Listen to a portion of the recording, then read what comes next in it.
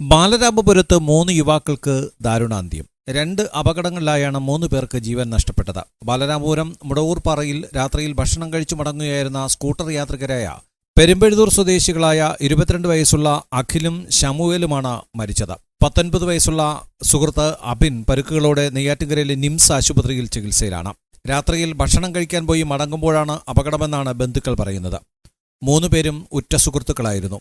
Helmet വയ്ക്കാതെയാണ് രാത്രിയിൽ park ചെയ്തിരുന്ന ലോറിയുടെ പിന്നിലിടിച്ച് അപകടം സംഭവിക്കുന്നത്. ഇരുവർക്കും തലയ്ക്കേറ്റ പരിക്കിലാണ് മരണം സംഭവിക്കുന്നത്.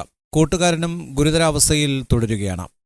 +2 പൂർത്തീകരിച്ച യുവാക്കളെല്ലാം കൂലിപ്പണി ചെയ്യുന്നവരാണ്. അപകടം നടക്കുമ്പോൾ സ്ഥലത്തെത്തിയ നരുവാമൂട് ചാത്തലമ്പാട് സ്വദേശി മനോജ് അപകടം പറ്റിയവരെ ആംബുലൻസിൽ കയറ്റിയ ശേഷം മടങ്ങുമ്പോഴാണ് നിയന്ത്രണം തെറ്റിയ ബൈക്ക് മതിലിടിച്ച് മനോജിന്റെയും അന്ത്യം സംഭവിക്കുന്നത്. ഇലക്ട്രീഷ്യനായ മനോജ് തിരുവനന്തപുരത്ത് നിന്ന് പണി കഴിഞ്ഞ് മടങ്ങുമ്പോഴായിരുന്നു അപകടസ്ഥലത്തെത്തുന്നതും തുടർന്ന് അപകടത്തിൽ മരിക്കുന്നതും.